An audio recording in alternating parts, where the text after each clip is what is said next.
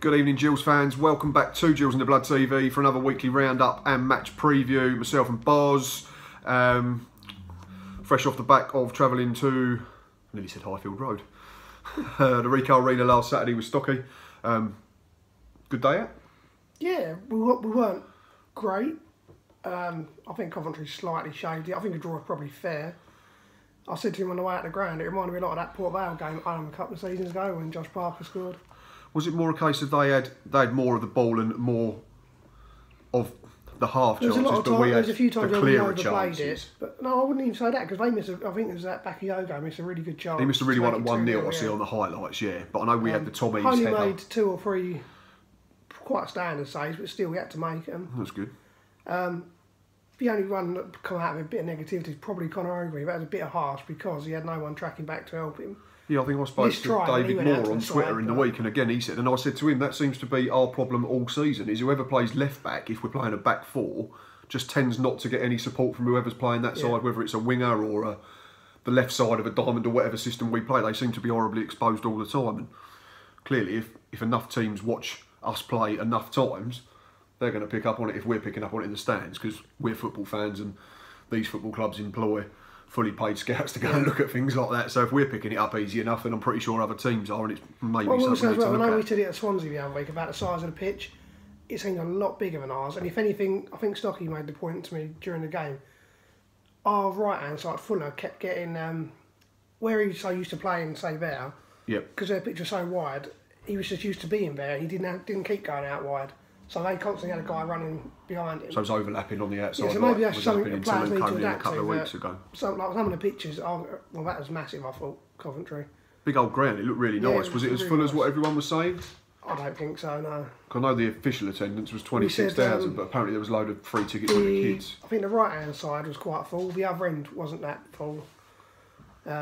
Still, we got talking to Coventry fans outside the ground, and people that think Scallies are wrong, and they're in a lot worse situation than we are. Yeah, because I'm trying to read into this. So basically, because they left Coventry before and played at Northampton, they now can't leave the borough or the parish or whatever you want to call it again.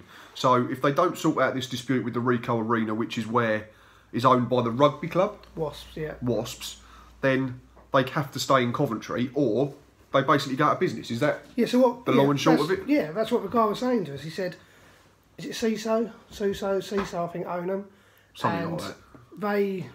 The club doesn't own the grounds. He said every time Coventry City play at home, all the kiosk sales, match day sales, everything goes to CISO, not the club. Well, these owners are, goes to the rugby club side of it. He said all that Coventry City take out of it is the match day tickets. So all they're getting is tickets funds. So. Yeah, and he said, and that's not, they're a massive club. Well, they have been in the past. Have been a really big club. FA Cup winners, aren't they? I mean, it's he said people Cup, outside of the club don't realise how bad their situation is. He said they don't find somewhere to play because they can't agree nothing at the moment with Rico, they're screwed. They're going to be out of business. Which would be a real shame, not just for them, but for football. I'm not being funny. Yeah. Keith Houghton, I think it was, if my darkest, dimmest memory recalls me correctly, scoring in 1987 in a cup final against Tottenham, a big diving header, is like one of the iconic images of FA Cup history, and they've had some very good footballers through the years as well. This is not a team that's got lucky and got in the top flight. They had some very good players. If you go back to the 80s and the early 90s, they was in the Premier League when it first formed, weren't they? Till late 90s, early 2000s, I think so, yeah, about 99, 2000, and then it's obviously got progressively worse. And like you've said, to not beat the drum about Paul Scally and talk about him, because it's not about Paul Scally, but how many times have we said? Yeah, the conversation, literally, Stocky said to the guy that are a lot worse off than us. Stocky said to the guy, like, how's your season been, like, since coming up? And he went, blah, blah, blah, but the chairman, and then he just went on a rant about it, and we said, no, we don't like our chairman particularly, but considering what they're going we know where we stand with him, that's the biggest thing, I think. But anyway, back to the football pitch, and obviously we all wish Coventry fans all the best and hope that it does get sorted out, because they're a massive part of English football heritage, so to speak. But Steve Lovell talks on the back page of the Medway Messenger today about showing teams too much respect. Says he thinks that we showed Barnsley too much respect back at Oakwell in the summer. I think it was one of the first few games of the season. We lost 2-1, didn't we? Josh Parker scored, but we was 2-0 down, weren't we? I think Thomas Holy was at fault for one of them, got beat on his near post. But Steve Lovell says we have got to be in their faces. We have to take the game to them, pressurise them and hopefully create a few chances early on. They've got good players, but so do we. The big thing we have to do is respect ourselves, give ourselves a little bit more credit for what we're doing. We can do it. The big thing for our players is not thinking that you are second best.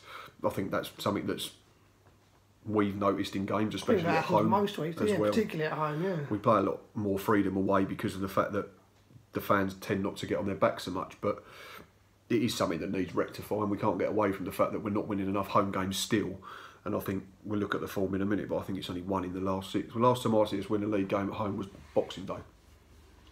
Yeah. And the last time I see us win a game of any description was Cardiff, and that was 5 weeks ago, beginning of January, so we can do it at home. Does that mean I don't think I've seen us win this year then? No, you haven't. No. So, because you turned it. Yeah, but that proves we can do it. Premier League side and top of the league. Didn't concede a goal in them 2 games. Yeah. But then we'll turn up and throw in a wobbly against a Walsall. So something needs to change. But in terms of selection, there's a lot more options now after our crazy deadline day a week ago. But we'll get onto that a little bit more when we do the preview. There's not loads to talk about in terms of news. New signing, Billy King writes for the Shouting Men and says that he jumped at the chance as soon as it became apparent that Gills were involved and wanted to get him into England. It's his first time down here.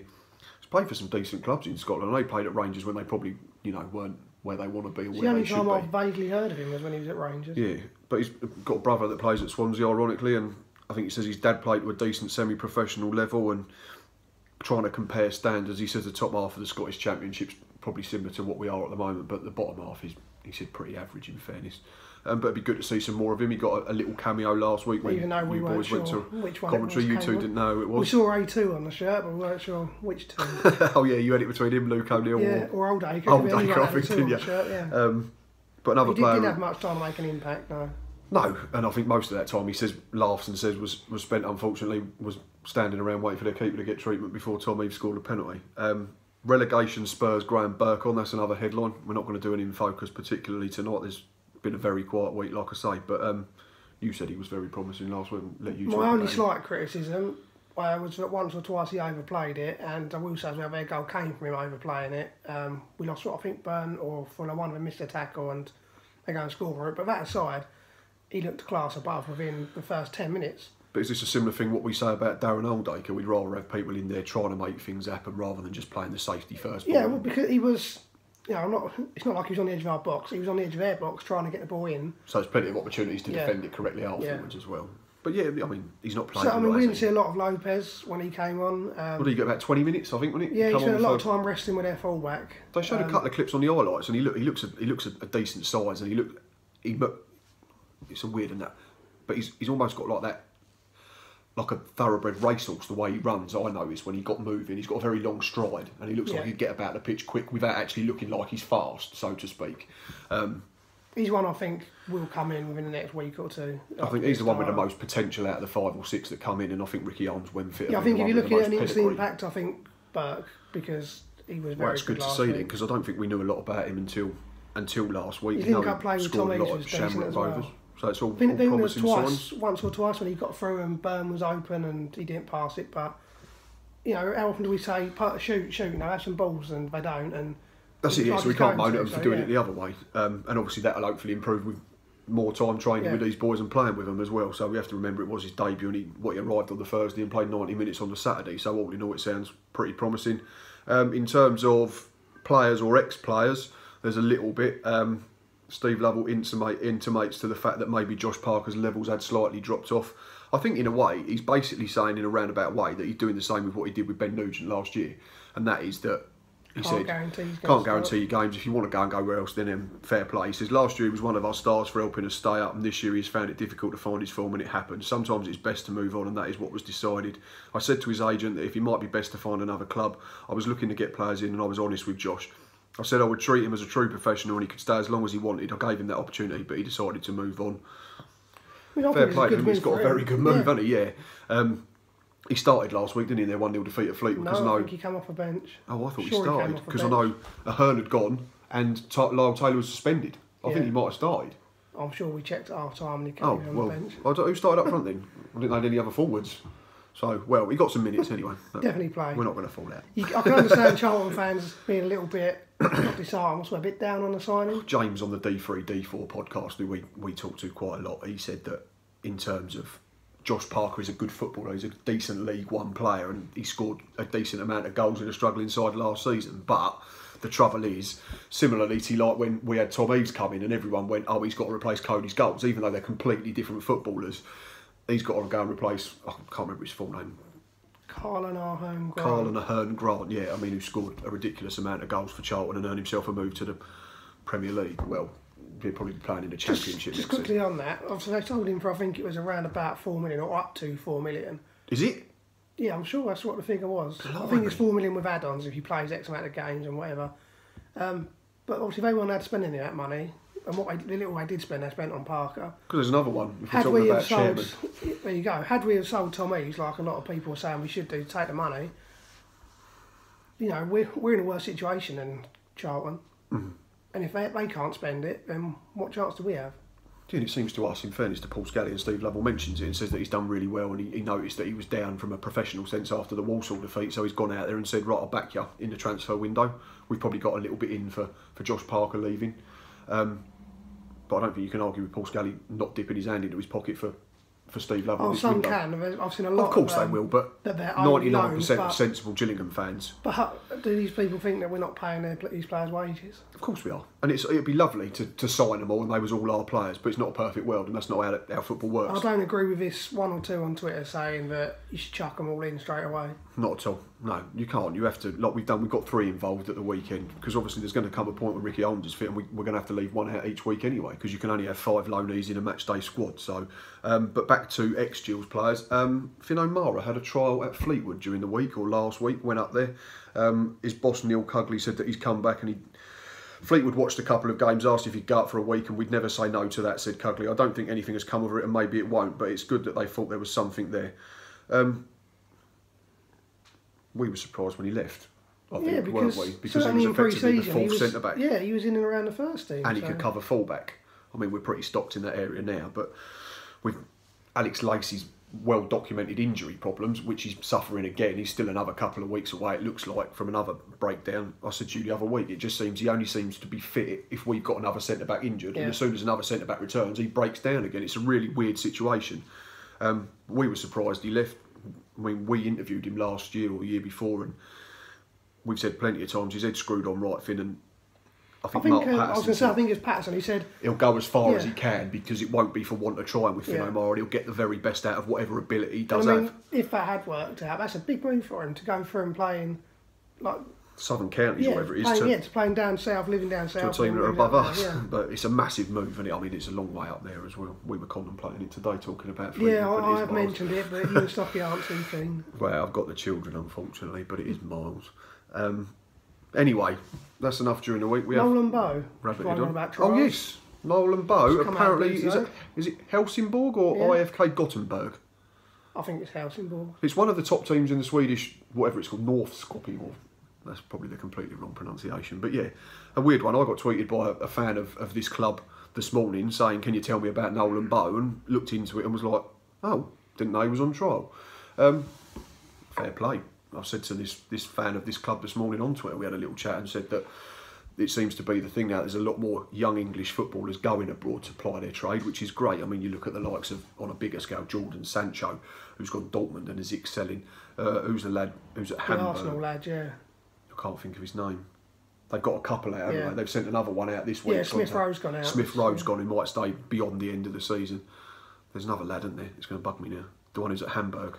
I know what you mean. England under 21 player. So there's a few, and it's great to see. And obviously, there's been talk about, is it Callum Hudson-Odoi trying to force a move through to Bayern Munich to go and play out there, and you only have to go back sort of 10, 15 years, and there was only a handful that were doing it. You topped your Beckham, your Owens. McManaman did very well, I think, didn't he, at Real Madrid.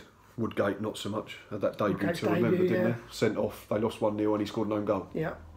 But fair play, took the chance and went out. It's a strange one for Nolan Bow, though, because he's been very highly rated here for a few seasons now. Obviously, he's only made one first-team appearance, but... Yeah.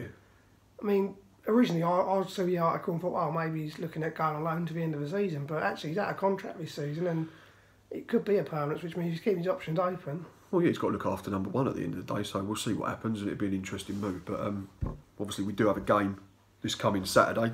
Nice easy one. This lot are in town.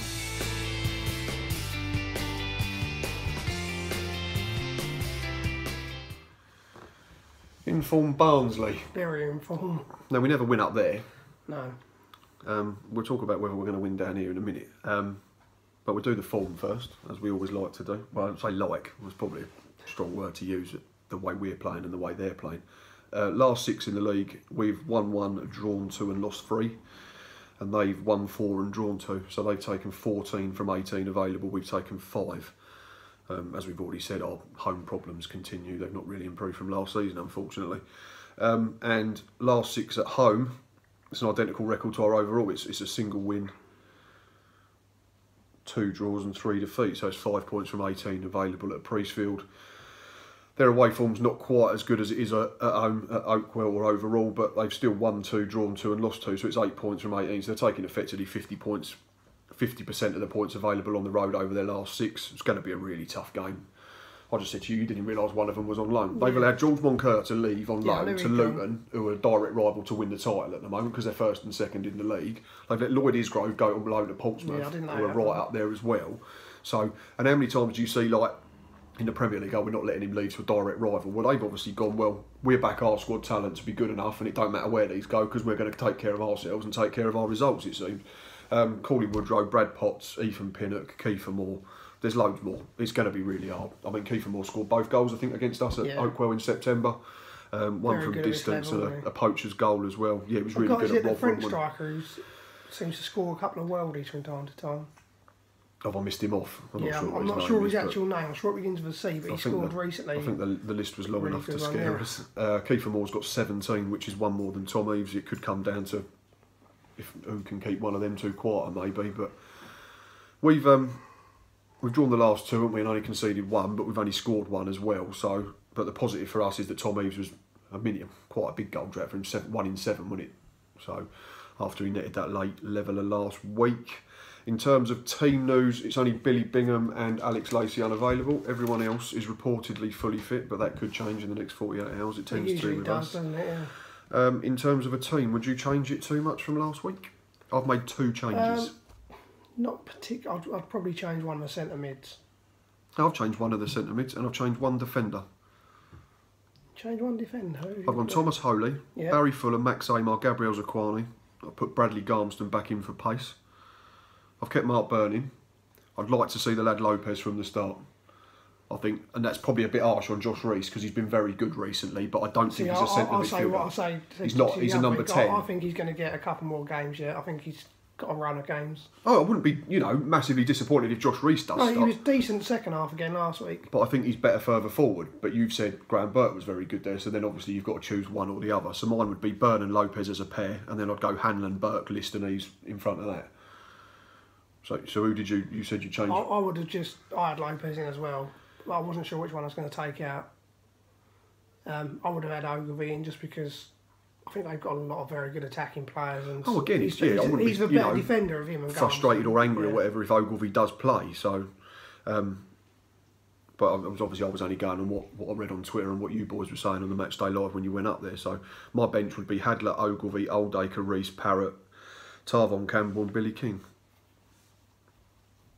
Which means, if we did go with that, we're leaving out the likes of Luke O'Neill, Regan Charles Cook and Callum Riley completely. So it shows that these 5 signings, even though we lost a couple, suddenly there's quite a bit of strength in depth.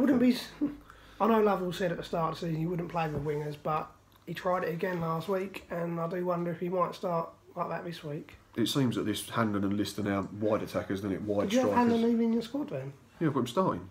Oh, yeah. Yeah, I didn't take him out. He won the penalty. I think it might be a bit harsh. Yeah. But it looks like Billy King can play from the side. It looks like this Tarvon Campbell might be able to play as a wide attacker or a centre forward. So we've got plenty of options. I think I said on the Matchday Live, he could be a bit of an X factor because an unknown. I think there's a lot of people know him. I know he's only scored 5, but I think I did that in focusing when we signed him. I think he's been directly involved in 11 goals in 38 games since he got into the Football League. I mean, it's not a disaster for a kid. So only time will tell. But he'll be hungry as well. He want to prove himself at a high level. Yeah, it's a step up, isn't it? And he could have quite easily said, no, I'll stay in League Two and sit with this Forest Green promotion push, which would have been the easy option. So fair play to him for taking the plunge. And I mean, there is, to not be too negative, but there is a chance that they could be in our league next season and we could be where he was. So if things don't work out. But it's that time. Score prediction, I've wrote mine down. It's going to be tough, but I don't like to say who we're going to lose, so I'll go 1-1. 1-1. Goal scorer? Just because of how good he was last week, Burke. Have you got that as well? We better get on this. Graham Burke. I was right last week, so maybe I will. I said so 1-1 Graham Burke. We heard it here first. We are no tipping experts, so don't do it. Right, that's enough for tonight. That is a wrap. We will be at the ground on Saturday for Matchday Live. Is Stocky coming? I'm not sure yet. Stocky may be there, he may not. We might bump into some other people. Come and say hello if you want to get involved. Come and have a chat. We'll put you on the front of the Matchday Live. Give us your score predictions and that type of thing. Keep doing all the usual. Commenting on YouTube, liking, sharing, retweeting, subscribing. And until next time, up the Gills.